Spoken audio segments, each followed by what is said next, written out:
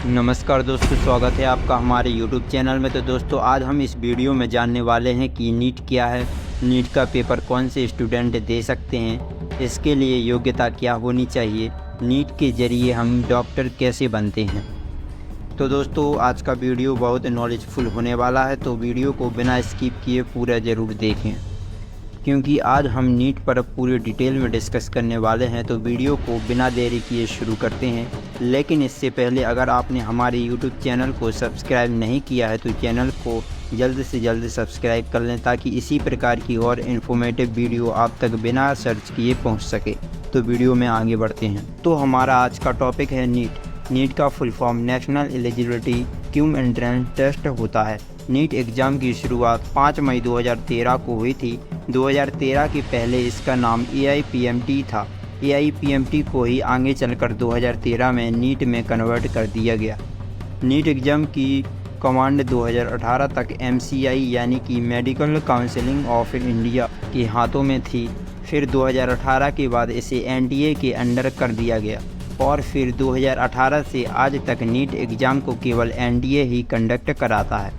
NEET एक national level की प्रवेश परीक्षा है, जिसके ज़रिए मेडिकल फील्ड में अपना करियर बनाने वाले स्टूडेंट को इस प्रवेश परीक्षा को उत्तीर्ण करके अपनी कैटेगरी के हिसाब से मार्क्स लाना पड़ता है, तभी उसका किसी गवर्नमेंट मेडिकल कॉलेज में एडमिशन हो सकता है। दोस्तों, अब हम बात करते हैं कि नीट का एग्ज़ाम कौन से स्टूडेंट दे सकते हैं। तो दोस्तों, बता दें कि नीट का एग्ज़ाम केवल वही स्टूडेंट दे सकते हैं जिन्होंने अपनी 11th 12th यानी कि अपनी 12th बायो ग्रुप से की हो।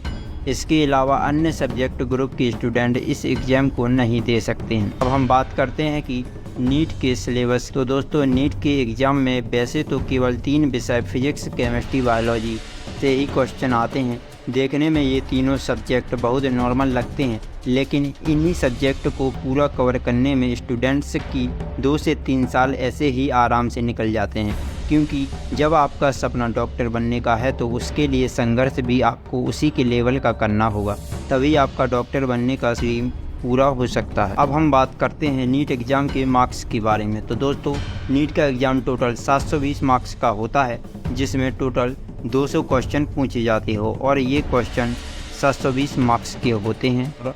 तीनों सब्जेक्ट से बराबर यानी कि फिजिक्स से 45 क्वेश्चन, बायो से 90 क्वेश्चन और केमिस्ट्री से 45 क्वेश्चन पूछे जाते हैं और प्रत्येक क्वेश्चन 4 नंबर का होता है, जो कि आपको स्क्रीन पर दिख रहा है। जो स्क्रीन पर शो हो रहा है, इसी प्रकार का इसमें मार्क्स का सिस्टम होता है। नीट का पेपर MCQ बेस्ड होता है, इसलिए इसमें नेगेटिव मार्किंग होती है। अगर आप एक क्वेश्चन रॉन्ग करते हो तो आपका 1 नंबर कट जाता है, यानी कि 4 क्वेश्चन गलत करने पर 1 सही क्वेश्चन का नंबर कट जाएगा। अगर हम बात करें तीनों सब्जेक्ट यानी कि फिजिक्स, केमिस्ट्री, बायोलॉजी के नंबरों की, तो दोस्तों 45 क्वेश्चन फिजिक्स के आते हैं, जिसमें से प्रत्येक क्वेश्चन 4 नंबर का होता है। तो 45 × 4 यानी कि 180 नंबर फिजिक्स से होते हैं। उसी प्रकार केमिस्ट्री से भी 180 नंबर होते हैं, लेकिन बायोलॉजी से 90 क्वेश्चन पूछे जाते हैं, इसलिए इससे 360 नंबर बनते हैं। बायोलॉजी के अंदर बॉटनी और जूलॉजी दोनों सब्जेक्ट आते हैं, जो कि 45-45 नंबर में कन्वर्ट होते हैं,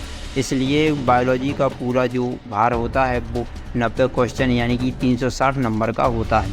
और हम अगर इन तीनों विषयों के मार्क्स को जोड़ते हैं तो टोटल 720 नंबर होते हैं, और ये वही 720 मार्क्स होते हैं जिन्हें पूरे इंडिया में से केवल 2 से 3 स्टूडेंट्स ही ला पाते हैं।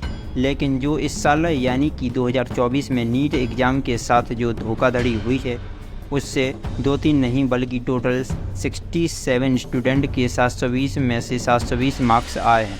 और जब नीट एग्ज़ाम लीक होने की बात बाहर आई तो फिर NTA ने 720 में से 720 जिन स्टूडेंट्स के आए थे नंबर, उन्हें दोबारा एग्ज़ाम देने को कहा, जिसके बाद कुछ ही बच्चे उसमें 720 में से 720 ला पाए।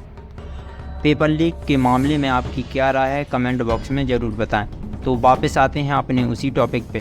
तो नीट का एग्ज़ाम देने के बाद जब रिजल्ट आता है तो हर स्टूडेंट्स की कैटेगरी वाइज उसे कोर्सेज प्रोवाइड कराए जाते हैं। फॉर एग्जांपल 2022 के अकॉर्डिंग ओबीसी कैटेगरी के स्टूडेंट्स को गवर्नमेंट कॉलेज में अगर एमबीबीएस करना है तो उसे 570 प्लस मार्क्स लाना होगा, तभी उसका एमबीबीएस की काउंसलिंग में सिलेक्शन हो पाएगा। आई होप कि दोस्तों आप समझ गए होंगे कि इसमें हमें कैटेगरी वाइज कट ऑफ के आधार पर ही कोर्सेज प्रोवाइड कराए जाते हैं। अगर आपके मार्क्स आपकी कैटेगरी के अनुसार उस कोर्सेस के लिए एलिजिबल नहीं है तो आपको वो कोर्स नहीं मिल सकता, लेकिन उससे कम मार्क्स वाले कोर्स मिल सकते हैं। और आपको बता दें कि नीट 2 प्रकार का होता है, नीट यूजी और नीट पीजी।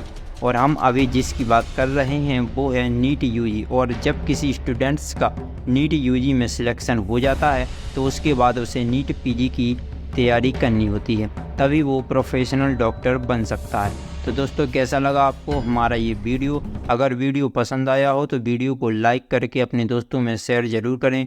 और अगर आपने अभी तक हमारे यूट्यूब चैनल को सब्सक्राइब नहीं किया है तो चैनल को सब्सक्राइब ज़रूर करें, ताकि इसी प्रकार की और इन्फॉर्मेटिव वीडियो आप तक बिना किसी परेशानी की पहुंच जाए। तो मिलते हैं अगले किसी और वीडियो में। धन्यवाद।